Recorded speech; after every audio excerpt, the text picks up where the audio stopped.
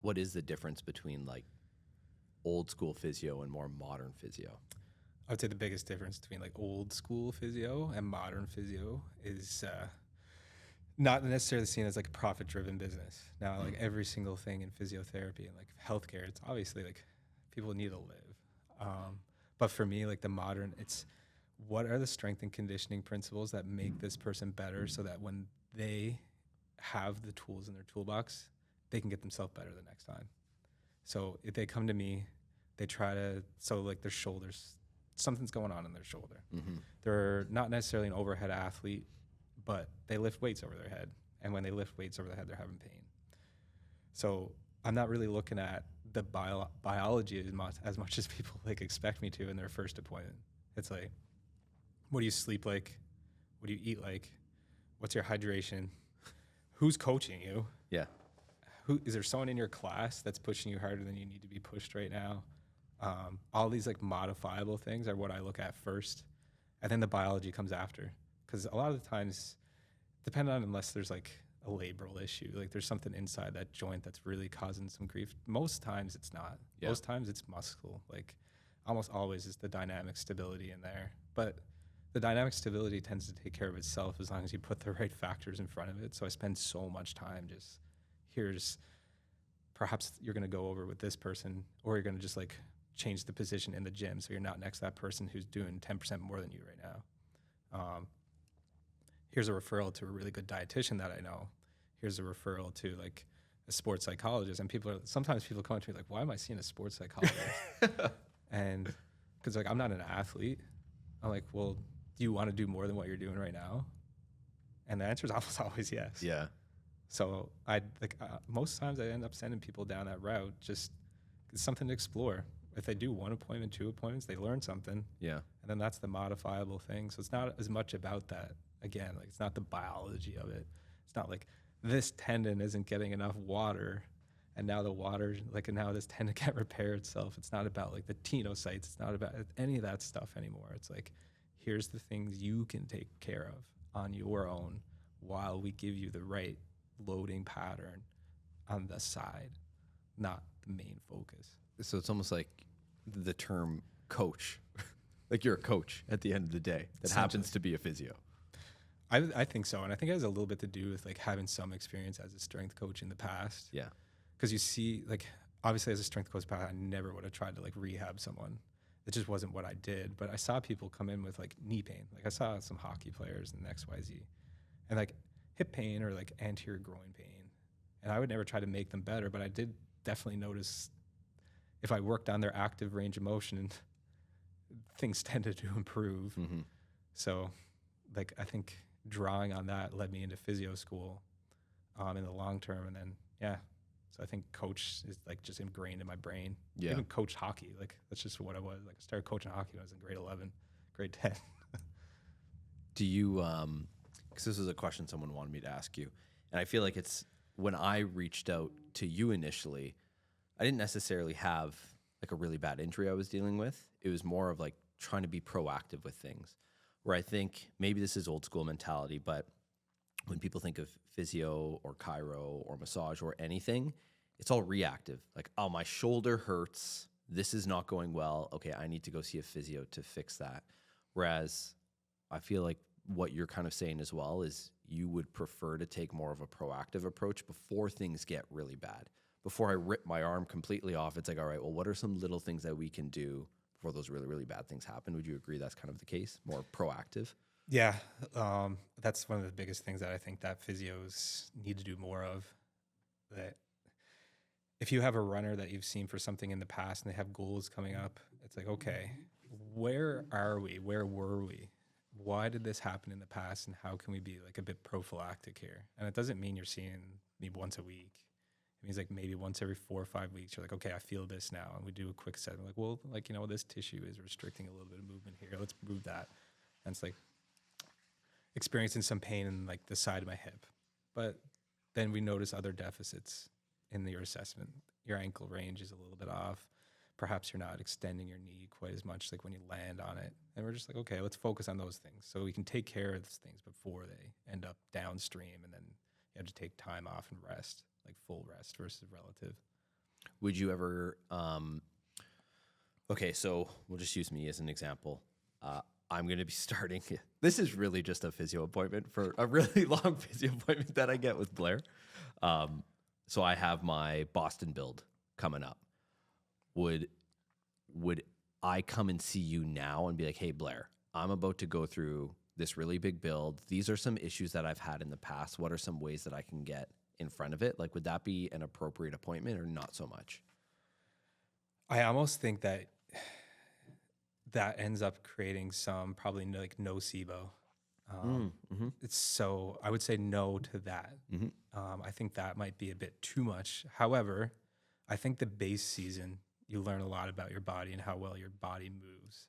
So if you're trying to peak for like X race in 6 months from now, you know that 16 weeks out, you're going to start training. So you're in your base season, you're still building mileage, and then you're like, okay, this specific thing is something that I'm noticing coming up. It's not an injury, it's like a niggle is what we'll call it. So there you have that slight niggle in like your calf.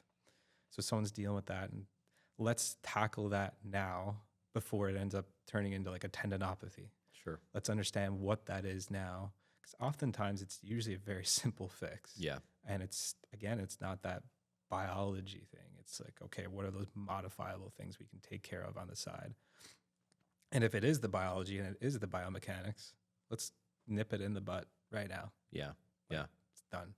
Yeah. See, I think that's one of the nice things about, so for those of you who don't know, Blair works at MHP, which is just like 2 doors down from us here at Movement Strength. And what's nice is, like, I think we have a pretty solid, or I know we have a really solid relationship with all of our members. So if there's ever those types of conversations that come up, which they always do, right? Like, oh, my knee is bugging me or this or that. It doesn't need to be major pain where we're like, hey, go talk to whomever at MHP, like book a meeting now to get in there to see what's going on. Don't wait until it's too, it gets too bad. Yeah, and I think I don't know about what it's like in London specifically, but I know growing up where I grew up in Newfoundland, we medicalize things severely. So we wonder, like, can a physio, a chiro, or massage like make a difference in this pain? Because pain's scary for people. Like, some people are very okay with it. They were athletes, like, okay, I played through this. I know this will go away. But there's a lot of people that don't. They're kind of like nervous about it. And I think having that understanding that like physiotherapy is primary care. So if you end up in the doors with me and it's something that I can't specifically like work on, I will send you to the right people. Like, that's what primary care is. Yeah. That's what we do as physiotherapists. So how would someone know to either see like a physio or a chiro or a massage? Like, what would be your recommendation for that? I think it's going to depend on the person. So I know at MHP, like when it comes to my referrals for chiropractic care, they do things a lot differently than I've noticed at other chiropractic clinics. So if they're seeing me, I'll send them because I'm like, okay, pain relief is actually kind of important at this stage. So I want them to like modulate their pain. So basically have something that's going to take away some of those symptoms. So the exercises and the patterns they're trying to develop through running are easier to like achieve. Yeah. When it comes to massage therapy, it's like very similar to me. It's like, okay, tissue's tired. Let's try to like more or less wake it up. So people have the opportunity to feel fresher. That's my take on it. And then for physiotherapy, it's like, okay, movement wise, something's not feeling the best. I'm in the bottom of a squat. The outside of my knee hurts. It's repeatable and it's happening over, and it's happened for about 5-10 days now. What am I doing that can be corrected? Correction in movement is very important for us as physios. And it's like, perhaps you just had a really long standing injury and you weren't necessarily getting better with the previous physios. And I think if you spent a lot of time doing things like this with plastic bands, I think then it's a good time to see someone who's a physiotherapist who's not going to do those things with you, who's going to focus on the like biology of it all. I'm not saying that these aren't important. Doing your banded external rotations can certainly help like warm your shoulder up before you do things, but it's not going to be what gets you better. Yeah. So when it comes to people saying to me, I'm very much an advocate for it. Something that I'm doing while moving isn't going so well. So come see me. I'll figure out what that is. And perhaps it's not the movement. Perhaps it's what you're doing before the movement, after the movement, what the rest of your day looks like. What about like once again, I feel like this is kind of old school mentality, but all right, when I squat, my knee hurts. So I just, my physio told me to stop squatting. Like, is that a thing? One of my favorite quotes, and like I cannot remember. Honestly, I think it might have been on Dalton's Instagram, but it's another physiotherapist Instagram, and it's like with tendons, which is typically what we're dealing with. Like load is the poison, but load is also the antidote. So if I tell you not to do something, like I've developed that nocebo, where this is going to cause me pain. So now, like, what other things up and down the chain and throughout my life are now dangerous to me? Versus maybe I should lean into this squatting thing, which is what a physiotherapist can help you with. I know a lot of times people come to me and they're usually younger athletes or someone who didn't train as a kid. All of a sudden they start squatting and they're like having pain in the side of their knee. And all you do is change their foot position. You change the position like around their hips. And perhaps for now you add a little slant board and then they can squat. And then they get really confident. They come back and see you in 2 weeks, like, I haven't had pain. I'm like, well, let's go squat again. Yeah. And let's like figure out what's going on without that slant board, without that hip position. So I think when it comes to taking things away, you need to have a really good reason to do that. And if that reason is that you don't have enough time, then perhaps you should reevaluate like how you're treating people. Yeah. Because time's so challenging in like the realm of like healthcare, because we need to see more people because our population needs that. But we also need to consider the person seeing you right now in front of you. They need you right now. And they spent the time to come see you. So you should give them that opportunity to like identify the modifiable risk factors in that appointment so they can work on that alongside the like, we're not going to take squatting away. We just change it temporarily. Yeah. I know you kind of touched upon this, and sorry to go all over the place, but how did you get into physio? Like, what sort of inspired you to be like, I want to be a physiotherapist? Oh man, so that's a long story. We We'll got get time. into it though. Yeah. So I was a kid with really sore knees, really sore feet. I played a lot of sports. Like I was a hockey player. My dad had me on skates when I was 3. I started playing soccer when I was 4. I played baseball when I was 6. Basketball started in like grade 1. I loved every sport, but with that came a lot of things that I should have probably been like resting more. So I had to see a physio pretty regularly. And there was this one character, very old school physio, but he was just a character. And I used to see him like once every 2 weeks when something would come up. And I just remember being in there and being like, this guy is so cool. Like every time I come in here, like I don't necessarily feel like the pain's better, but I feel more like confident. I was like, I think I was like 6 years old. And then we had this like grade 1 or 2 conversation. I was like, what do you want to be? I was like, and I remember writing on my sign, like either an NHL player or this physio. Like I wanted to be just, I didn't write physio, I wrote his name. Yeah. I used to think he was so cool. That's awesome. And then I had a couple of knee surgeries like early in my life, like in teenage years. Really? Yeah. So I think I've had 2 meniscus surgeries, like 2 scopes, a synovial plica removal. How old were you? My first one, I guess I think 12 or 13. Wow. They removed the synovial plica on my knee. Can't really figure out why that happened, but I think it was because like as growing up where I grew up, like if there's pain, the pain needs to be removed. Yeah. And it was very like, it had to be tangible. So I think that's just kind of the route that my family took in my care. And yeah, they knew they did the best with the information they had at the time. But I think nowadays, unless it was, this just probably wouldn't happen in 2024, that type of like pathway. Sure. Yeah. A lot of hockey injuries, soccer injuries. Yeah. A lot of excess valgus. So you knew since you were 6 that you wanted to be a physio? Oh, I just wanted to be just like that guy. Yeah. I don't know what it was about him. His name was Larry. Yeah, Larry. And like I remember he was right above the Shoppers Drug Mart, Mount Pearl, Newfoundland. And like every time I went to see him, I had a good time. That's awesome. I was like, this is cool. And did you falter from that path along the way, or were you like, no, you know what, I'm gonna stick to it? Oh, I definitely faltered from it. I think I was like 14, and then like one of my friends was joined the military. And I saw him go through that. And then like grade 11 came by and I was old enough to get in the reserves part-time. That person was a year older and he was going overseas, like to serve in Afghanistan. I was like, my brain's always wanted to serve in a way. Yeah. and I was kind of winding down with my hockey that I was playing as a kid. I was like, man, I'm going to do that. So my brain was just focused on being like the best like infantry soldier I could possibly be for about like 8-9 years until I had my injuries. Like that ended my military career, like the head injuries, stuff like that. Yeah. And I had a really good physio. And honestly, like her name's Kim Furlong. Happy to give her like every shout out because she should deserve them all. And is she out east? Yeah, she's at Newfoundland Labrador balance and dizziness, like NL balance and dizziness. Gotcha. Yeah, she turned the lights back on for me. She made me believe that like I could do something, and then I faltered. I was like, man, I could. Let's go be like Larry. Yeah. And Kim. Yeah. Because Kim was very like modifiable factors. The biology's like very. She's well into her career when I met her, but she was very like nuanced in, okay, there's the tissue, there's the healing, but there's this person. And then that's like, I like to think that I'm very Kim and very Larry. Yeah.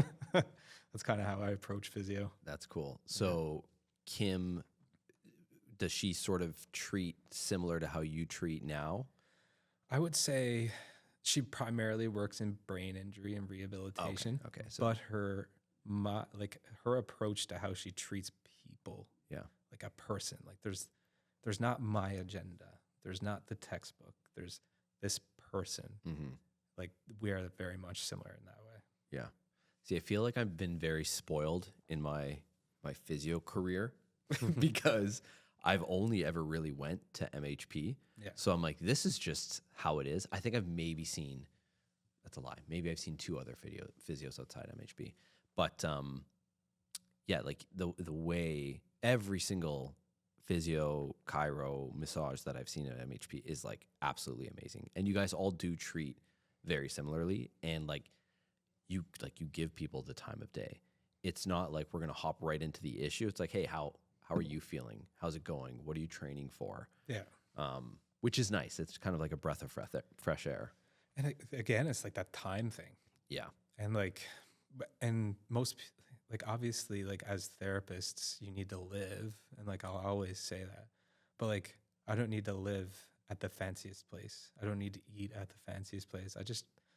It's nice to make a difference. And if you can feel that way and feel fulfilled through that and have people trust you, like that's what's important in this career. Yeah. You just like nothing makes me happier. I think like the other day I had a sprinter like tag me in an Instagram story and like thanking me, but it's like, I don't need to be thanked. Yeah. I'm watching. I see you guys. Like, I love it. Like Yeah. I don't, not once do I ever need to be thanked. Like I see those times, I watch them all and I'm like, I just get fired up. So I'm like, you're ready to go. You did it. So I know you from more like the athletic standpoint. Do you work with much Gen Pop? Yeah, I work, anyone who comes through my door. One of my main criteria, obviously anyone comes through my door, I'll take care of them. But for someone to see me and like truly respond well to me as the person I am as a therapist, like physiotherapist, you got to have a goal. There has to be like, okay, I'm trying to get here, and it's like I have this athletic endeavor that I'm trying to like work towards. That's usually the criteria. Otherwise, typically I'll refer them on to like another physiotherapist, because the work that I'm going to have people do is like, you have to do it on your own. Like, here's every tool to put in your toolbox. That's what the big long assessment that I do. It's almost 60, 75 minutes. Here's every tool to put in your toolbox to take care of yourself. So this in X period of time will resolve. And if it doesn't, there's a plan if it doesn't. Yeah. So I think it's always having that goal, like that light at the end of the tunnel with an athletic endeavor being there. Yeah. But that athletic endeavor doesn't need to be, hey, I'm running an Ironman. No. I'm doing a marathon.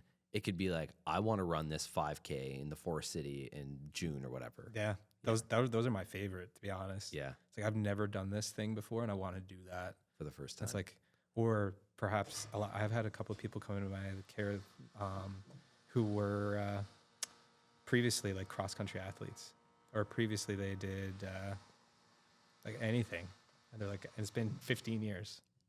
And I'm like, this is the best day of my life. Because I know that, like, I know there's the drive, I know there's the capacity, and like, I just got to wake that person up. Yeah. I had a person the other day that came to me for like some very like complex things they're dealing with in their life. And like, there's also some like physiotherapy diagnoses in there. And I was like, dude, we just got to find that high athlete again. And they wanted it so bad. And I'm like, we just got to find them. Yeah. And 2 weeks later, like the referrals that I gave them for like trying to take charge, like they've done them all. And they're like, I'm ready.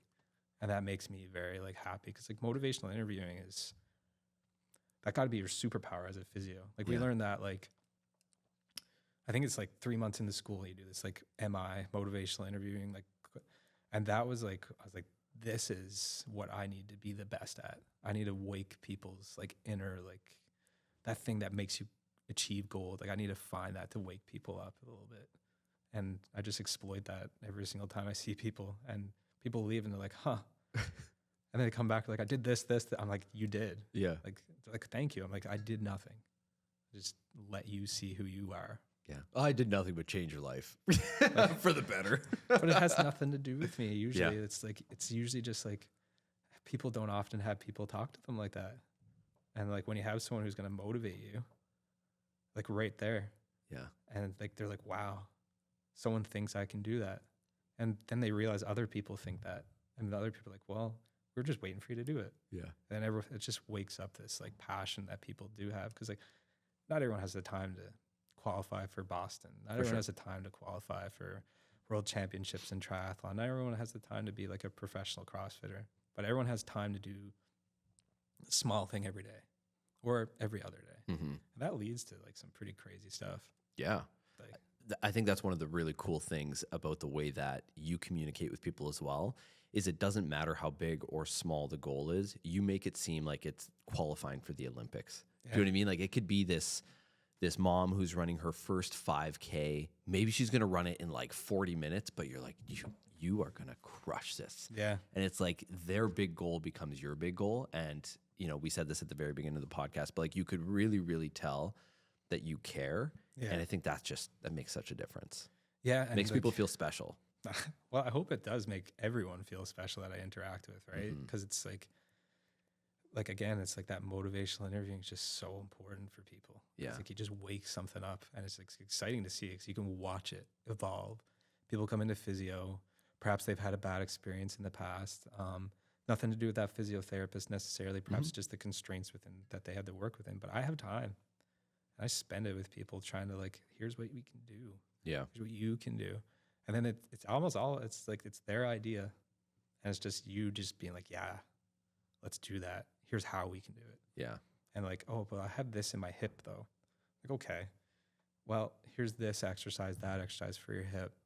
If it doesn't get better, let's chat about it. But most of the time, once they do that activity again, they get going and they don't go too much too soon. Yeah. They slowly, progressively load that. They tend to take care of itself, to be honest, with those small exercises. And was it the exercise, or was it that they slept more? They drank more. They're taking care of all the other things. They actually spent more quality time with the people around them. If you were to think of like ranking recovery tools, like what is if we think of like the pyramid, like what is at the top? Like what are like the top few? Sleep. Sleep is the most impactful tool anyone has in their toolbox. Everyone's like, well, I can't sleep there. I can't sleep there. Like napping somewhere along the line became like demonic. People are like, I can't nap, then I won't sleep tonight. But I'm like, is there any actual evidence behind that? Yeah. And all the literature points towards like napping is not a bad thing. It's quite good for you. Like if you need that reset, find sleep. But like sleep, diet, hydration, and then like your overall well-being, like how supported you feel. And perhaps a lot of the times, like I know it's a bit sports psychology, which is not necessarily within my scope, but a lot of times people don't feel as supported as they actually are. So spending a bit of time in like, this person said that, like they care. And like having those like foundational things, like that's the intro to psychology, right? Like that's like the hierarchy of well-being. That's the recovery tools. And then if all those things are taken care of, then like we can think of the 1%ers, right? Like we have a lot of people doing ice baths and like hot therapy. That doesn't do a whole lot unless you're taking care of yourself in those, like that sleep, diet, hydration, and everything around you. But if you're doing all that, absolutely, like you should be taking care of that. Like I have a complex unit. And like everyone, my whole realm of physio is like, why would you do that? And it's like, you know what? When I do that, I put that on myself even sometimes. I feel like I'm doing something to make myself feel better. And there's all these like underlying things, like we're activating the delta fibers in our like spinal thalamic and whatever. Like that's probably not actually accurate right now. But like but you know what? You feel like you're doing something and then you go do something else that's actually tangent. Like then you can go for a run because you feel like you've warmed yourself up or you've done this. Yeah. So that's kind of my take on it. All those little 1% things need to be thought of as 1% things. And then sleep needs to be thought as that. Like if that's not there, the rest of it probably won't do as much as we think it will. Yeah. And it's unfortunate because it's like boring advice, right? Like it's probably the most boring thing. You just need to sleep more. Whereas to your point, and we see it all the time too, everyone's like, oh yeah, I bought a cold tub. I'm going to do my cold tub stuff. It's like, dude, if you're going to wake up an hour earlier to do a cold tub, you're actually probably going to get more benefits sleeping in that extra hour rather than trying to focus on all those little things. Like those things can be great, but to your point, if you don't have sleep, proper hydration, proper nutrition, good movement, like this. Yeah. And like cold therapy, on its own, the evidence isn't that supportive of it, to be honest. No. If you actually dig into like recent systematic reviews and things like that, there's actually some things point towards it being somewhat detrimental towards tissue healing. Yeah. And that's the route that I take. So I don't use thermotherapy using ice unless it's something that could potentially create like tissue damage. Yeah. So like if someone comes to me with like a massive contusion, like I work in hockey, someone takes a knee or a slap shot off the thigh and there's like this muscle might be damaged now, unless I slow it, that's when I use ice. That's my indication.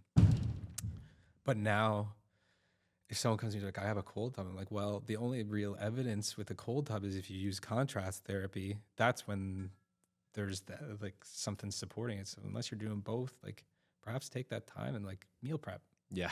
Yeah.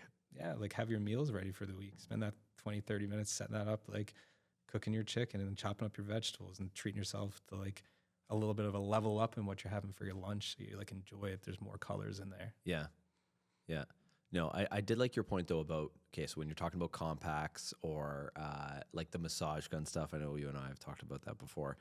I feel like if it makes you feel a certain way as well, which is then going to motivate you to do things that that person that uses a massage gun would do, then I think it's okay. Like for me, I now use the massage gun before my warm-ups. Yeah. And then that's just almost a way where it's signaling my body like, all right, it's time to go for a run. Whereas like I'm not thinking, okay, while I use this massage gun, it is healing every single thing in my body. It's more of like sending the signals to my brain to do the thing that I got to do. And like there is that response.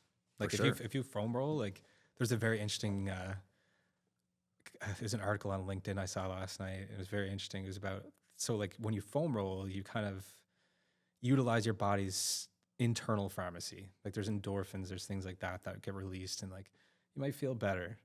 And then is there harm to actually activating that pharmacy through so there is, if you don't have the right context. For sure. I think, so if we're thinking that using this gun, using this is going to get us better in that internal pharmacy is like help. Did we make change? No, we probably didn't. Yeah. But if we use it to warm up, and the other side of the evidence is like we've improved our active range of motion temporarily, that's a great time to use it. Yeah. Pre-run. Fantastic. You're losing like a little bit of knee extension you don't have right now because like your quads are tight or something's tight. Do it. Yeah. Because you temporarily improve that range of motion. You feel like you've done something. And then you go do it and use the muscles that you have. Yeah. What's your side quest here? Kelly Starrett, I feel like everyone's favorite. What have you watched many of his things? What's your sort of thoughts on his take on? I love the name, the supple leopard. That just sounds so cool to me. And he has the Ready State now. That's his other one, which is another solid name. Yeah, like I full transparency, haven't fully delved into it. But when I come down to it, at its like core, it's movement positivity. Yeah. This is what you can do. This is what you can move like. it's even in the physio world, we see like knees over toes guy. Yeah. Like everyone demonizes him. Yeah. And like, I think the fact that he thinks everyone can get better with these dramatic, For sure. but you know what? He's just convinced 80% of the population put their knee past their toe. Yeah. For years. Yeah. And years, there was a realm that existed in healthcare where when your knee went past your toe, that was bad because there's too much compressive forces on the anterior knee. Now everyone's bending their knee. Yeah. And like they're doing well. So there's goods and bads to every single person. And just like there is with me, like there's people out there that would see the way that I treat as a physio and they'd be like, no, Yeah. absolutely not. That's not correct. And I've had those instances. For sure. There's one of these. So Kelly has a new book. Well, not a new book, probably the past few years. And one thing I really like about him is he is more just about like movement first. So he has like tips on in terms of at night, rather than sitting on the couch, try to just sit on the floor. Like just just sit on the floor, not leaning up against anything, or, you know, making sure you're trying to get up off the ground without using your hands. He was talking about having not just a stand-up desk, but have a sit-down desk, like on the ground. And like just these little things, like I really, like just simple, tangible things that everybody can do. It just like vibes with me. Oh yeah. Like take the stairs. Yeah, exactly. Like all Park that far stuff. away. Yeah. Like why do you need the closest spot? Yeah. I love all that stuff. That's why like even with exercises, I'm like, I don't want you to do all these at once. Yeah. I want you to snack on them. I want you to take this one thing and I want you to do this like once for 10 seconds. Yeah. But I want you to do once for 10 seconds, like every 30 minutes for 2 hours. Yeah. And then take a break from it. So like instead of like clumping it all together, it's just like movement positivity. It's like throughout my day, I rely on movement. And then that's not a bad thing to rely on. No. Like I'd way rather someone be doing that than like once every day I'm putting a hot pack on my neck. Yeah. It's like, unless like that's kind of, again, that internal pharmacy is going to get engaged, but can we maybe just move a little bit more? Yeah. Not a lot, just a little bit. Like imagine if everyone did like I think my favorite thing to give people initially is like a Palloff press. Yeah. And this gets like demonized a lot. It's like Palloff presses don't get people better, but it makes them feel like they're using muscles really heavily. Yeah. If you load it the right way. And it's pretty doable. You set this band up on this one place in your house or the one place in your workplace. You just do 15, 20 seconds once every hour or two. Yeah. And this like cascade of like, I can do hard stuff. Look at me. All day at work, I'm doing this now. And like, that's what I love that stuff. Yeah. So it's like that aspect of like what Kelly Starrett does, I think is like flawless. Like Yeah, it's perfect. It gets people going. Yeah. So when we look at some of the strength and conditioning athletes that you see, what are some of the more common types of injuries, and how do you recommend people sort of deal with those in more of a proactive way? Yeah. I think in the CrossFit scene and like the strength and conditioning side, like people who are lifting a lot, I see a lot of like knee pain. Yeah. And it's not always that like patellar tendon pain, like below the kneecap. I'm noticing it's almost always like just above the kneecap and to the outside just a little bit. So if you touch your kneecap, you go up and then out an inch, like right around where like the lateral quad goes into the knee joint. And I see that a lot. That's because to be strong, we tend to put people in like some pretty like outward foot positions because it makes you feel really strong and stable. So I see a lot of people and then all they need to do to correct that is like, okay, do you remember your sagittal plane? Train a little bit isometrically for that tendon, just nice, tight and neutral. So I see a lot of that, and it's honestly some of the quickest fixes because it's been going on for 3-4 weeks, and then introduce a couple isometrics in there. Yeah. And it's something that typically will dissipate with those like new patterns. Okay, I'm using the other muscles as well. And then I see a lot of like hip and groin pain. As a physiotherapist, that's what I find the most interest in. When it comes to like diagnoses, not everyone has this obviously, but like impingement at the front of the hip. At some point, almost most people who lift, I would imagine, have felt something like tight or like pinchy in the front of their hip.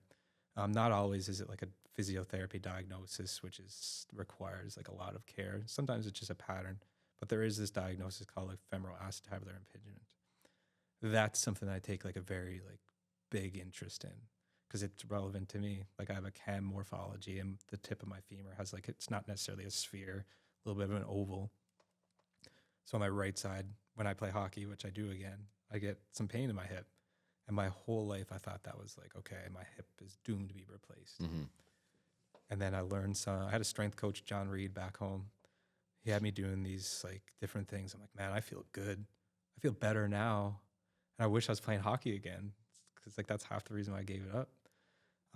So to kind of come like full circle on all that, knees, hips, and then anything under the sun after that. But those are my two things that I find that's like my bread and butter. So what do you do? So with this hip pain that you might still have, what are some things that you do then to address them? Yeah, honestly, again, modifiable.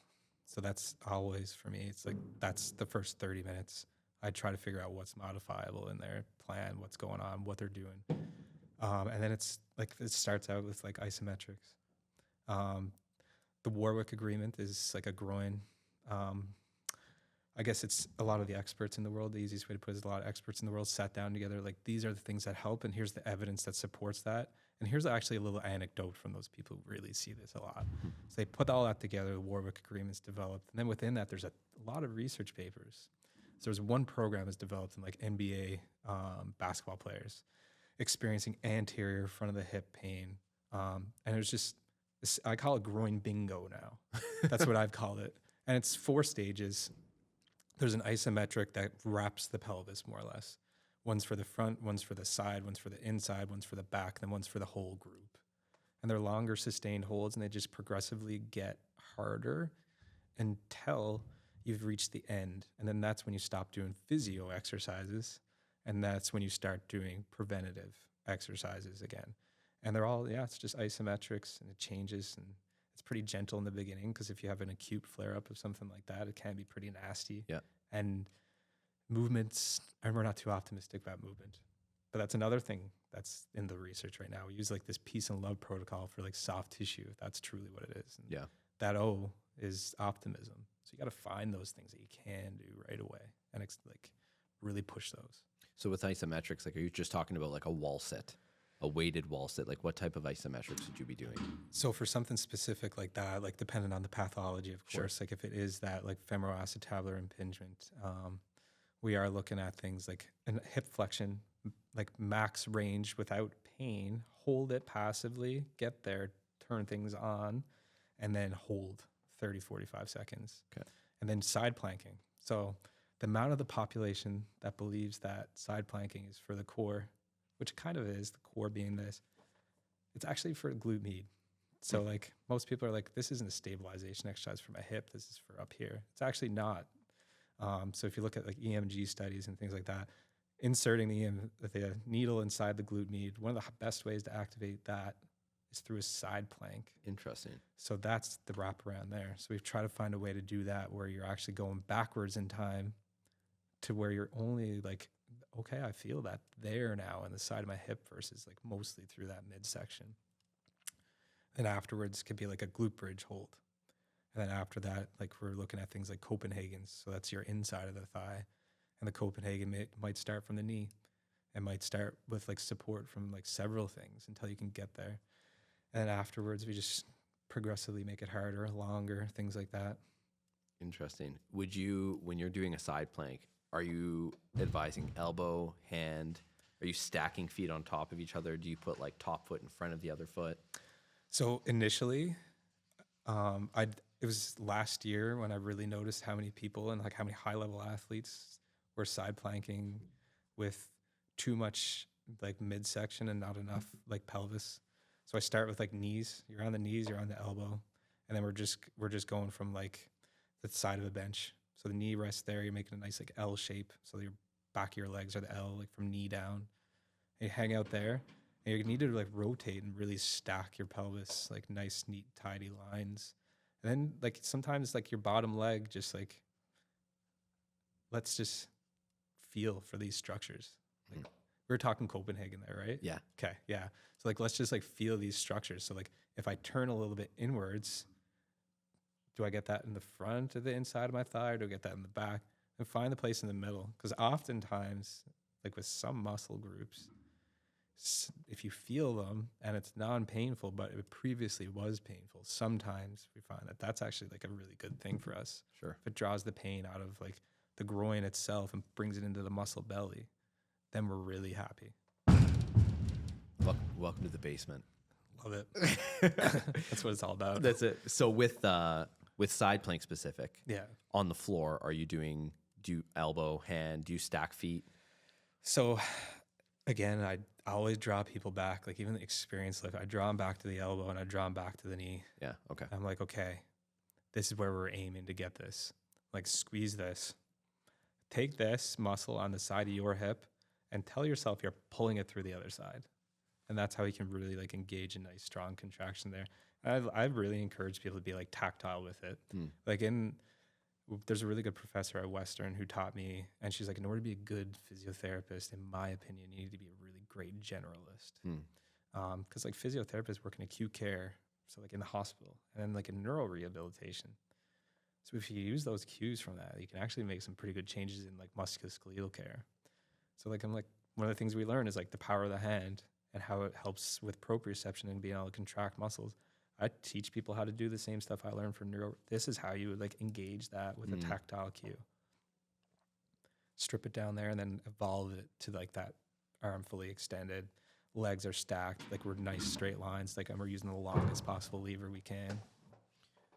So with the knee pain stuff, proactively, what are some things that individuals can do so they maybe don't have that issue? And then maybe same question with shoulders, because I was surprised. I thought you were going to say shoulders were the big thing, because when I think, especially CrossFit, like kipping, stuff like that, it's usually... Yeah, well, I'll chat on both. First, like the knee, again, there's this really massively evolving field of literature in isometrics. I swear by the wall sit. A nice, like neat, tidy wall sit in varying like feet position from like closer to the wall to further out from the wall. So it doesn't have to be always like knee stacked over like, ankle sort of bit. Like those 90-90 positions are like the traditional, but sometimes with anterior knee pain, we need to encourage that like knee slightly past like the shoelace and like past the toe and just going 1 foot off the wall and going there and sinking down. If you feel some pain, back out of it 2 inches. Nothing there. Likely it's safe to just hang out there. Cool. Might not feel anything for 20 seconds, but I can tell you by the time you do 3 sets of 45 seconds, those tissues are going to engage.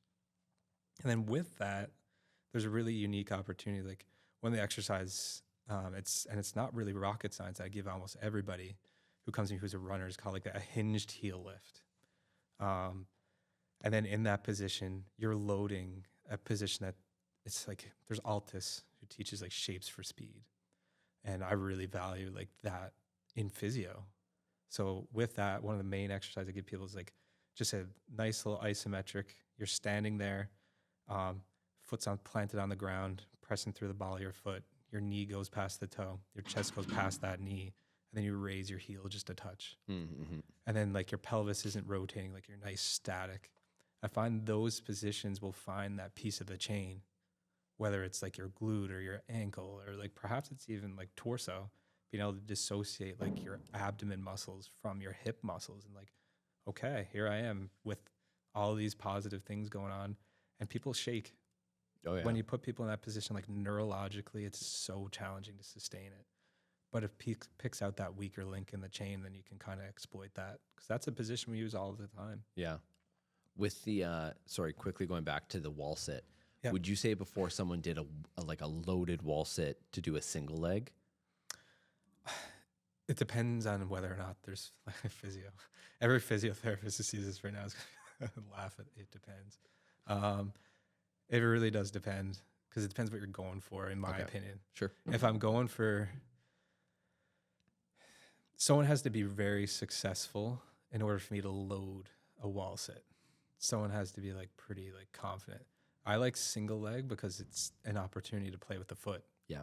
What does your foot do when you go into a single leg wall sit? are you even paying attention to your foot in the run of a day? And that's why I like that. If I need to restore proprioception of the foot, I'll start doing a little bit of that. Wall sit, switch legs, shift 15 seconds over there, shift 15 seconds over there, and play with where you're feeling the ground. When it comes to loading the wall sit, my criteria for that's pretty high. Pretty high. Yeah. Because I feel like a lot of people aren't communicating with the ground as well as they could with their feet. And I want them doing that way sooner. Yeah. Yeah. No, it's funny because I think before last year, whenever I think wall sit, I always just think, all right, 2 feet on the ground. And then I'd be like, all right, let's make it harder. Let's add some weight. But then starting to do single leg wall sits, I'm like, I don't think I ever need to do a weighted wall sit again. That's my stance on it too. Like, Yeah. let's save that energy reserve for that heavy lift. Yes. These things aren't too like taxing. Let's save that that energy system. Yeah. And let's use that extra little bit in like a heavy squat, heavy split squat. Yeah. Things like that.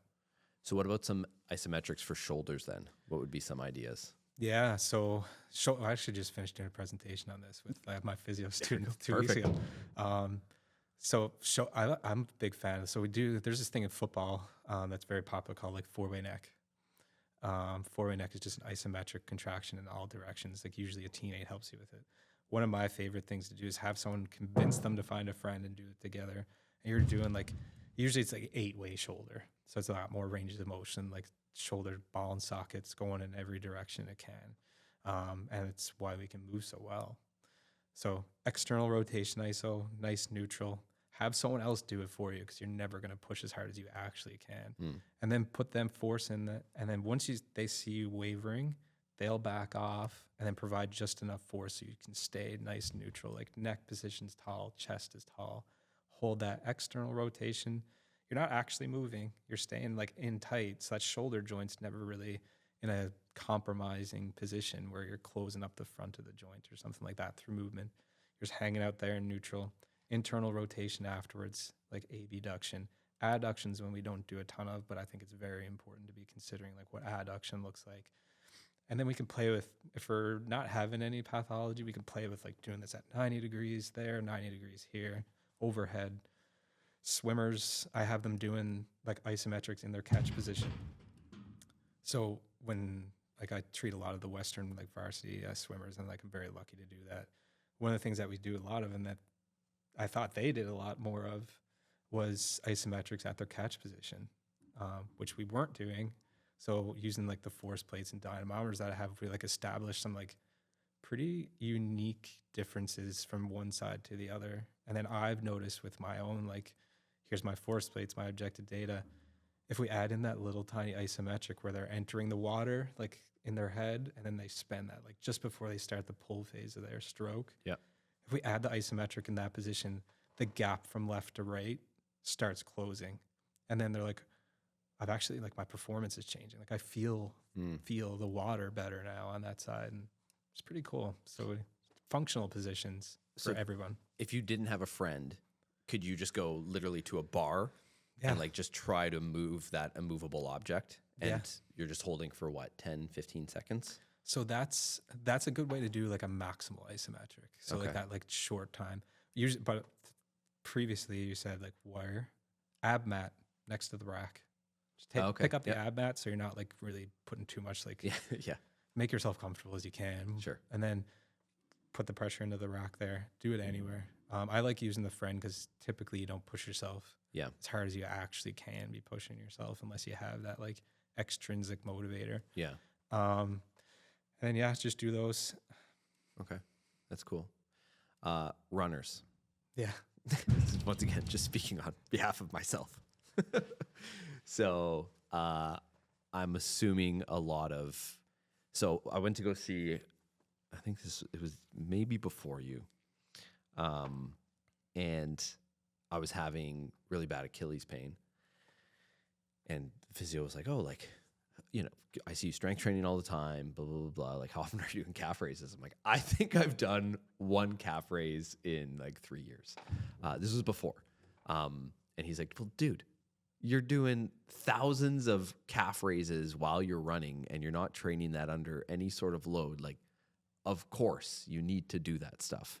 So I know especially like I feel like with strength training, being a coach and with physio, it sometimes seems so obvious, but like to us runners, we're like, oh no, we just got to run and that's it. Where it's like, no, you got to do some freaking calf raises. Yeah. And like, honestly, like, Copenhagen's. true. But honestly, one of those things, and I'm going to come back to the isometric again. Yep. And one of the main criteria I have is like a bent knee isometric. So like in theory, you're biasing like the soleus. So like you're taking that like endurance muscle with like those slow twitch fibers, and like you're really using that muscle under load, but like in an elongated position. In the season, while you're in building really heavily, obviously this is not the time to start that. Yeah. However, if in your base season or previously, like in the off season, like I'm in off season right now, doing some really like heavy elongated, so like you're meaning your heel would be down, like a slight deficit, doing isometrics there, spend some time in that position, really like let that tendon work under a ton of load. And then that's one of my favorite things to get people doing. So like the calf raise, absolutely. But like one of my favorite things to do for tendon strength is that isometric. Doesn't mean I don't get people moving through that full range of motion. That's what they do after. But I really like these like elongated like isometrics. So would your toes be on like a piece of wood or something, and then you have like an immovable object? Yeah, so like how you could set this up in like in any rig, you just like kind of flip the J hooks, and then you can take red bands and just wrap them around the bar. Yep. Put if you have the back pad or I guess some people call it the sissy pad. If you have that there, it's a great time to use it. Wrap that around so your quads don't get too like much pressure. Find a shorter box, or sometimes we all have these like metal water bottles. Really put that underneath your feet, and then you're just elongated position, heels drop down a little bit, then again press into that immovable object. Yeah. I would be cautious about the percent of RPE you would do in the first couple of times you do it, especially if you're continually running, but starting with like 60% for 6 seconds, 6 times. That's where you'd start for the first week. You're like, okay, nothing, didn't experience any adverse effects from that. Maybe next time you can turn up the percentage or the duration a little bit more to the point where you feel like you can get like a nice 80 to 90% contraction, like 2-3 times a week, and getting around 60 seconds worth of that pressure up into the bar, not all at once, through like 10 sets of 6 or so, 6 seconds. I don't know if I was talking to you about this, or it might have been Dalton, but like a lot of research coming out with calf raises where you don't really need to go above whatever we want to call this, like above like your standard plane. Like most of the work is done from below to here. Elongated. Yeah. So like not coming up on the toe necessarily. Yeah.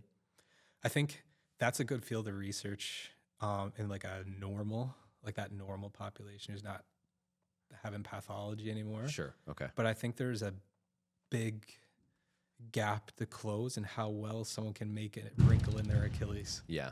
Okay. And that's like a weird thing to say to somebody, but like, how can you do a calf raise where you can make a wrinkle in your Achilles? Can you get that full plantar flexion? Can you actually hit that range?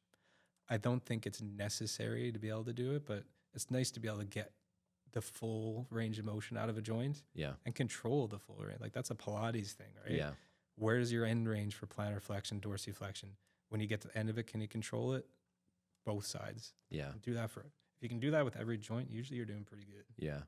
I've been doing something at the end of my workout, not that often, maybe like once, twice a week, where I'll do like single leg skips for 15 to 30 seconds. And then it's hard. I'll go straight into closed eyes balance on that same leg, and then switch and do 3 rounds of that.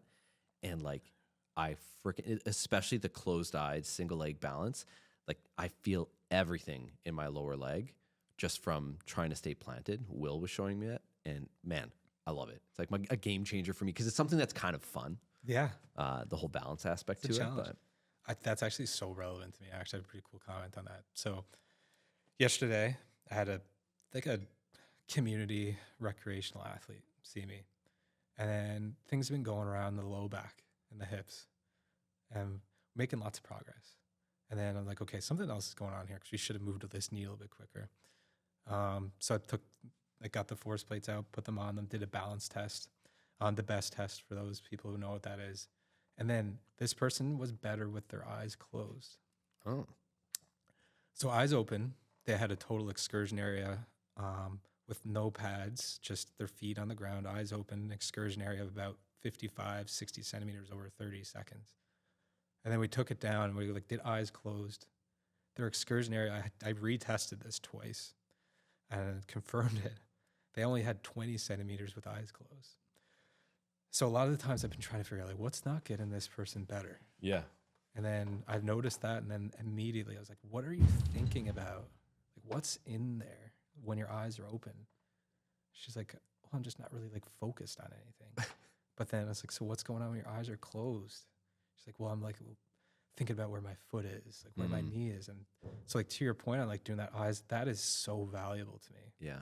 So that's their homework now. Like that was literally yesterday we found That's this. funny. Is that going to make them better? Maybe. Yeah. But are they going to feel more confident throughout the day if they're thinking that much? You know, like that, the total excursion area, when you looked at it and like the normative values in the population, is like well beyond where it should have been. So it wasn't in that normal area. Yeah. So it's like perhaps you just small things like that. Like, am I using both of my feet equally underneath me? And that connection to the ground is like, I think that might be one of the most important things in like general, just how your proprioceptive capacity for your foot to tell you where you are in space. For sure. Very undervalued. Yeah. And I once again, I feel like it's one of those things that we're going to see a lot more of over the next few years. I think so too. So force plates, you've mentioned it a few times. What, like, for those listening who might not know what they are, what is it? Why do you use them? Oh, that's a big question. So where I worked last year, I got the opportunity to work with a lot of like people recovering from surgery. One of the things you need to do there is have quantitative data to make a decision. Can this person return to play? That's used alongside everything else, of course. So we had this like the Biodex, knee extension, knee flexion, and then you just try to get the peak values out of that. So that was my first introduction to using like data to make decisions upon other things. And then I found like in physio school where like we use this we were taught this 5-point scale. 5 is a normal tissue that's strong as it can be. It feels very good. Then we have our 3s and our 2s and our 1s, like can't lift against gravity. I'm like, this is the most subjective thing on the world. I can be me, a male physio, and I might give someone who's a 5 a 4 minus, whatever that actually means. Now, this scale is very helpful because it makes us more efficient. If we use that scale, we can see a lot more people. We can make inferences, and like you're like within yourself, you can probably rate it similarly over everyone. But for me to hand it off to you, if I say someone's a 4 minus and you know what a 4 minus is, they might be a 5, and you're like, why are you even worried about that? So for me, it was like I needed something tangible. Not with everybody. And it's not how I base any of my clinical decision making unless I have 4 or 5 data points over a couple of months. But I need that data so I can be like, okay, this is actually strong. So if I take a football player who comes to see me coming back from an ACL and I measure their hamstring strength at a 4, what does that mean? Like that means nothing. Like, but if I can be like, this person can get 680 newtons, that's objective. Yeah. And like then with the force plates, I was using it a lot for jumping, like really athletic endeavors. I'm like, okay, what's your jumping? Like how quick can you get off the ground? How high can you get up off the ground? And like, it was so important for me to have that data. But then lately I've been playing with like the balance part of that. Like where is the foot? And like what is it doing? And just like standing there. What is it doing when you're squatting there? Is it left to right equal? And I found that's where like the magic is for me. So these force plates are measuring the amount of force your foot and body put through them down to like the 0.1, 0.01, 0.001 of a Newton. So when you see people, everyone's gonna have one side a little bit better. It's just how the world works. Yes. We're at one foot's better. But then sometimes you see a squat and then perceptively they're like, yeah, I'm even here. And then you look at the data. You're like, we're way off. And they're like, wow, like your right foot, the total force is the same. So like the newtons but the newtons per second, like that rate of force development and the concentric phase of a squat, like we're lacking. Like yesterday I had somebody, the right side was taking 41% more. Wow. And they were, I can't really say exactly what was going on in their like knee, because they'll probably watch this, but like it's been a long standing thing, and like they're coming back from some stuff. But that's huge. That's like, we've now kind of seen something that we can tangibly work on in confidence. It's not pain that's their limiter. It's something in the environment that we're noticing wasn't, like something was holding them back. Now we know. So then we go into our exercises for physio for the day are, here's the graph in a real time. You can stare at that and you're just trying to force that symmetrical load. You'll never be 50-50. But if we can make you 42, like 58 compared to 21, Yeah. you know, I'll take that. That's really cool. I feel like it kind of gamifies it. Like, I'm just thinking selfishly once again of myself. Yeah. Like, it would be cool to go in there and be like, wow, okay, I am so imbalanced. And then be like, next time I do this thing, like, I want to see how close to 50-50 I can get. Yeah, and it really drills home that, like, let's be a unilateral athlete. Yeah. Like, it's great to do compound lifts. Everyone should be doing them. But, like, how do I break that down into smaller tasks I can do on one side? Absolutely. And, like, be deliberate. Like, don't just do the movement because it's on the board. Yeah. Do the movement and feel the movement. Yeah. Like, and, like, if you don't know where you're supposed to feel, ask the coach. Like, some people are doing split squats, or like Bulgarians, they've never felt their glute before. Yeah. And then you just like move them into this position. They're like, Oh, there it is. but right. So it's just like being like actively like engaged and like, my foot's on the ground. I feel this angle's right. This feels right.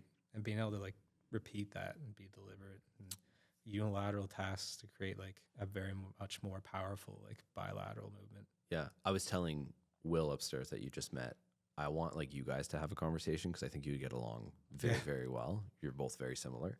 But we were talking a few weeks ago just about, in terms of movement, like having consistency around a standard, because I think that's one thing that unfortunately a lot of people don't focus on. So it's like when you do a squat, no one's really paying attention to a tempo. And it's like, well, every single squat is different. And then it comes to peak week and, you know, you're like, okay, well, I didn't hit my depth, but I PR'd. And it's like, well, did you really PR? So like holding yourself to that higher standard, I think is super, super important. Yeah. And I think that's like with the force plates as well. Like it's giving you consistency on something, not like Physio 1 tells you you're a 4, Physio 2 tells you you're a -3. It's like giving you consistency so you can speak in a unified language. Yeah. And it's just so important to like have something somewhat objective to hold yourself to. Absolutely. Like a lot of people, I remember reading this one study. It's like people would take videos of themselves working out are like XYZ and like saying it in a negative conotone. Yeah. And I was like, no, if you're using that video for the right reason, you're trying to create something repeatable. Absolutely. Like if perhaps there's some people that are doing that in a negative way, but like if you take a video of yourself and you're like, that's my standard, I love that. Absolutely. With like, I'm like that. I do that with calf raises with people. The amount of times you'll see someone come in, they're doing a calf raise and they go immediately, they'll go into like inversion. As soon as they hit like a specific angle, that heels turn in. Yeah, that's me. Yeah. But now let's take a video of that and try to make that rear foot nice and neutral the whole way up. Yeah. That's your challenge now. That's your standard. Doesn't mean you shouldn't do the one where you invert at the top. Doesn't mean you should do one where you evert at the top. Like do whatever you want to do, but some of them should be like really focused on that rigid rear foot. Mm-hmm. So that's what running is. Like fundamentally, it's striking the ground and having a rigid lever to push off of. Mm.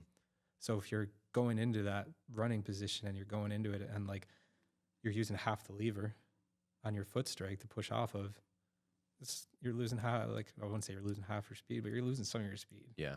If you don't have that rigid like rear foot to push off of.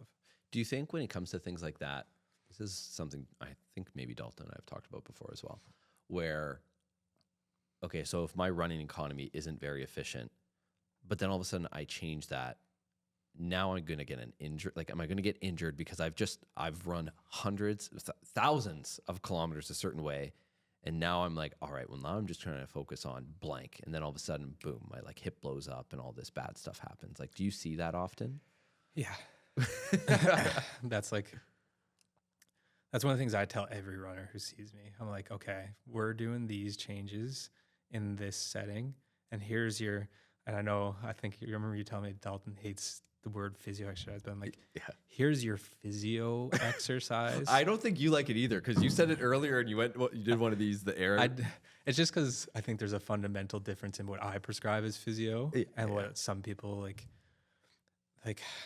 there's just such a big difference between like what other clamshells, like, like there's a place for it. Don't get me wrong, but like the amount of people trying to solve hip stability with a clamshell out there is just, you're better off focusing on sleep. Yeah. But yeah, what was it was about changing your running economy, and then all of a sudden bad things happen. Yeah. So that's exactly like, that's where I think it's like, what's your running drills look like? Like, I think if in the middle of a build for any race, you try to change any exercise you're doing, that's a recipe for like something at the very minimum, like you'll have a like slight niggle appear, whether it's calf, hip, knee, it's something that might happen. Yeah. But if you take the time in your off season to be like a little picky with yourself, someone's sending it. I love it. I think it's just so important to like, maybe doing this specific change in calf raise is not really what I should be doing. But if I do running skips very deliberately before I run, maybe that's going to be nice. Yeah. Like, one of the things I'm really big believer in is like a static A. Can you get on that single leg, squeeze your glute as hard as you can, activate the tissues in the front of your hip that's skipping that knee up, hold those there with your ribs down in a running position, and can you stand there? And then can I get you to do 10-second holds, 5 per side before you run, and then do some A skips also. So do the holds, do the skips. I am terrible at skipping. Yeah. But I do it because it's like, that's the pattern. It comes down to like the same thing with like that Altus shapes for speed. It's very sprint based. But there's shapes for running. Can you hold those shapes? Yeah. Can you feel strong in those shapes? And like, use them. It's loud. I love it. I feel like we're getting close to the time where you gotta. I'd say we got like 15. Okay. Yeah. Okay. Is there any like big things that you wanted to cover that I haven't really asked you yet? I feel like you got through like the majority of it, to be honest with you. I think so too. Like, I don't think there's like a whole lot else. Yeah, the other questions would once again just be selfish Isaac questions. So I don't know if got time for one or two more. For some selfish ones. Sure. I would just once again, your thoughts on, and I'm going to speak specifically to running with like carbon plated shoes. I don't think there's enough research out yet about like training in carbon plated shoes. Would you say, like, are you pro or against it? Myself personally, again, it depends. Myself personally, I don't. I save carbon for race day, and it's nothing to do with the biomechanical things. Yep. It's all to do with like my sports psychological stance. When I put carbon plated shoes on for race day, I know I'm going to go like rip my legs off. Like when I put those on, I strap into them. I'm like, this is what's going down right now, and you better be ready. So like, I almost treat it as like that's my treat. Yeah. And a lot of people train in them. Some people, like, I know, like, subjectively, and like from what I've seen in like some like podcasts, is some people tend to have more injuries because they're running a bit quicker than they're probably prepared to more regularly. Yeah. And some other people are like, well, as long as you can control yourself, why not? But I think the added benefit of a carbon plate is, you can't argue it. Yeah. It certainly gives you some extra pace, but personally, I'm like, that's race day for me. Like, I want to feel like I'm going fast. And I wonder if it kind of relates to what we were talking about earlier, where it's like, does it change your running economy, which is why it's causing people to get injured, right? Like if you're used to running a certain way and then all of a sudden you put carbon plated shoes on and your stride's a little bit bigger, maybe you're a little like your vertical oscillation is a little bit higher, whatever it may be. And if it's just those little changes that cause twinges. Yeah. But I'm with you. Like, not gonna lie, when it gets closer to race day, I like to do some of my speed work in carbon, or if I have like a long run workout, so not just a long run zone 2, then I'll do some carbon. But race day, I always have a race day shoe, and it's like a special carbon shoe that only gets pulled out on race day for like the psychological benefits of when I strap these on, I'm PRing. Like these are PR shoes. These aren't easy shoes. You gotta earn them. Absolutely. That's how I treat it. Yeah, no, For I'm sure, the same for way. sure. Because like carbon, a lot of the times, like there's the argument: is it the foam or is it the carbon? Like that's in the early carbon. Like I know for me, like I only started really running seriously with triathlon like 2020, and my coach was like, "Is it the foam or is it the carbon for you?" Yeah. Because like I don't really wear very like high stacked shoes. I don't wear like cushiony shoes ever. Yeah. I wear like just like a nice reasonable, like the harder the shoe and the more I can feel the ground, the happier I am. Versus some of the runners, You like the ground feel? yeah. Some people hate that. Yeah. It's like even for like a carbon shoe for me, like the Asics Magic Speed 2, not the new one, but the Magic Speed 2, that's my favorite shoe. Yeah. Because it's so close to the ground, but you still have a plate. And it just, like my fastest runs have all been in that. It's funny how far shoe technology has come, because even just a few years ago, like it used to be racing flats. That's what it was called, right? When you were even for marathon shoes, it was racing flats. Yeah. Now it's like you are maxing out your stack height. Like you want to get the 40 mils of stack to protect your legs, which is wild. Like the amount of people who look at me like I have 10 heads when I said I ran Ironman Calamar and Magic Speeds, are like, what would you do that for? You did a full Ironman in them? Yeah. Yeah. Like, I love the way it feels. Yeah. Like I probably hurt more than everybody else. Yeah, but that's like because you haven't tried some alpha flies yet, bro. You gotta strap those on. the one time I wore Alpha Flies, it was one of the worst bonks I've ever had in my life. So I was just like running 5-minute Ks, which I guess that's good, yes, but like not what I was expecting to do on the day. Like I should have been running 4s at the end of a half, like half Ironman, and I was not. I was bonkers. So it's just bad memories for me. Yeah, that's fair. That's fair. See, now you strapped them on at the wrong time. I did. I just Throw them out. I biked too hard that day. That was my own fault. When's your next race? Right now it's just 70.3 Worlds in November next year, and then this summer I got to figure out a plan. Yeah. Like motivation for me is hard to come by when I don't have a race. Yeah. So I think like for me, I just gotta put some stuff on the schedule so we have a good plan. Yeah. What's your training been like? Right now, I've been in off season since like September, so like relative rest. Yeah. What does off season mean to you? So I'll run 3 days a week, like volumes like 30 to 35K. Yeah. One of my friends coaching me, which is a ton of fun. So she's giving me some stuff to have fun with. And bike twice, swim twice. I'm playing hockey 3 nights a week, which is fun. Any strength stuff? Right now, no. Actually, if I'm full transparency. No, I love it. The only strength stuff I'll do is like throughout the day, like working, like demonstrating exercises. And like I have people work out. Like other than that, oddly enough, quite a bit of my day is like demonstrating kind of like heavier compound lifts as a physio. You're good. Yeah, so I do get a bit in there, but Yeah. full transparency, I've used the last couple of months to like reset. Yeah. Are you finding, is motivation super low right now for training? Yeah, November's so far away. I'm like, I could wait till like I can start training in like July for this.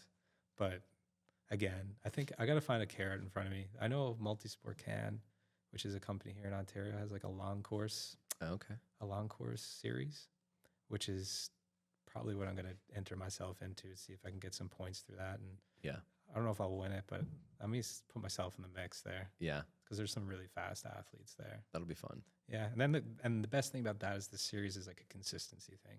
It's like, no, you don't need to have too much pressure for one real big performance. Yeah. It's like have 3 decent ones. Is Kona something that you would want to qualify for? Like, is that like a big goal? Yeah. That's at the end of the tunnel. I think for right now, I really want to get very proficient at like 70.3, like half Ironman. Like I want to feel like I've nailed that. Sure. And then I'll go. My first Ironman, I actually did like pretty okay. Like it was just around 10 hours, and I was pretty happy with that. It's solid. but for Kona qualification, you need to be at 9 in my age category now. And then like that's doable. Like Below 9 or 9? right around 9. Like 9:15 should get you one. What was your marathon? I think I ran 5-minute Ks in that one. Oh shit, that's fast. It wasn't Still, bad. Yeah, no. I think that's the part that I have the most area to improve upon. Yeah. Honestly, like I always joke around, every single person's like, I'm not a runner. And I don't mean that like a lot of people say I'm not a runner because they think they're slow. I don't think I'm not a runner because I'm slow. I think I'm not a runner because like I lost that like getting excited to go run part like a year or two ago. And then now that's why I took this step back because I'm starting to get excited about it again. So like this year, I told myself like I'm gonna be a runner again this year. So I'm probably gonna join like I think Backroads has that distance group. Yeah. So I think I'm gonna try to join them once a week. That's good. And then my schedule's so crazy. So I'm hoping to get with them at least once per week to have that group to train with. Because that day I came out with you folks. Yeah. With the London Run Club. I was training with that one guy. Michael. That's the first time I did 800s at that speed. Yeah, I felt fantastic. Yeah, he's fast. Like I was like, okay. Well, you can come out whenever you want, man. Yeah, I need to. I should. I find right now it's just like with hockey because I leave clinic, I go to the hockey rink, and then I'm there till 6. Yeah. And then it's just like that's a whole day. And then April's when hockey's gonna like wind down. So the summer, just clinic work. I don't know if I'm gonna work with the sports team specifically. Might take the summer off so I can just like do fun stuff like train with you guys and like back rows and stuff like that. Isn't it funny? Some people are probably like fun stuff like training for running. What the heck? Oh yeah. But it's true. It's the best, especially in like in little communities. I was saying to Emily, so we did fartleks this past Wednesday, and I always do fartleks by myself, even though like we do fartleks for LRC.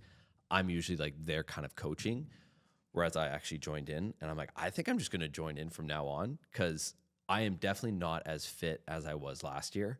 But I was comparing because my workouts are the same. At the end of the day, it's all so I can actually see if I'm getting better.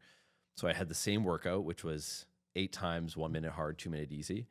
And this time I'm less fit and I was running 15 seconds faster per kilometer because like I was running with Hattie and we were chasing each other. So it's just like you push yourself so much harder in a group. Yeah. It's just trying to find that person that's at that similar level. Yeah. That's the key. Yeah. And I think some people perhaps overextend a little bit. Oh, for sure.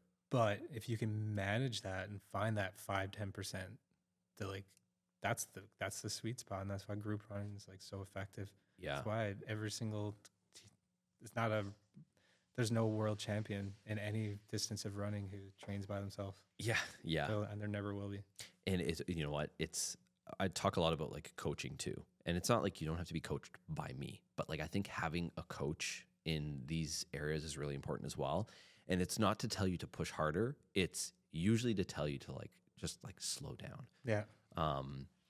Because people, especially with runners, I find they become obsessed, right? Because they've found this little community now and they want to be a part of it and they want to join all these run clubs.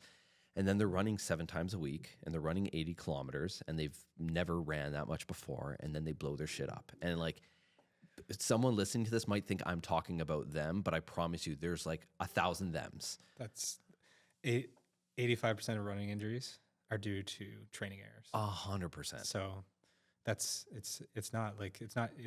sometimes it feels very like, oh, that's directed towards me or like, but you know what? Like, man, oh man, that's, as a physiotherapist who loves working and running, like, yeah, that's like, I tell people that stat and then wakes people up a bit. They're like, yeah, absolutely. Okay.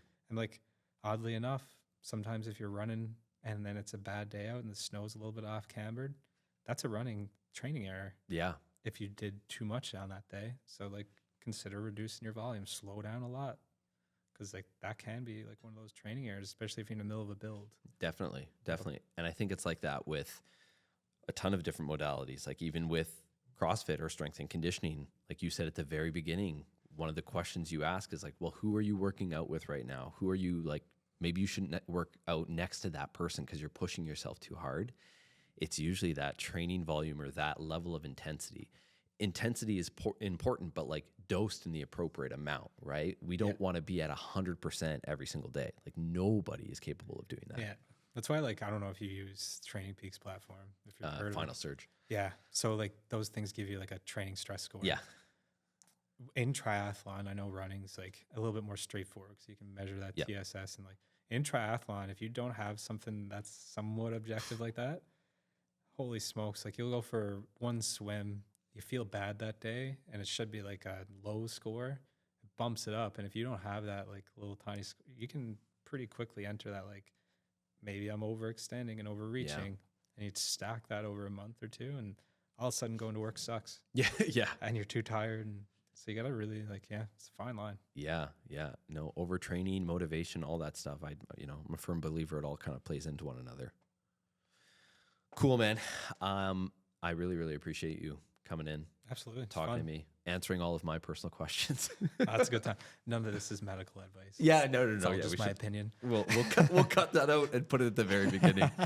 But we'll have to have you on again if you're willing. Oh, I love it. I'm always like happy to talk this stuff. This is what I live. A lot of people say you shouldn't make what you do for your living, your personality, but I think if you have fun doing it and you're doing it for the right reasons, there's no reason not to have it be the major bulk of it. Yeah. I love that, man. Well, thank you so much for taking time. Appreciate it. No sweat, buddy. Happy to be here.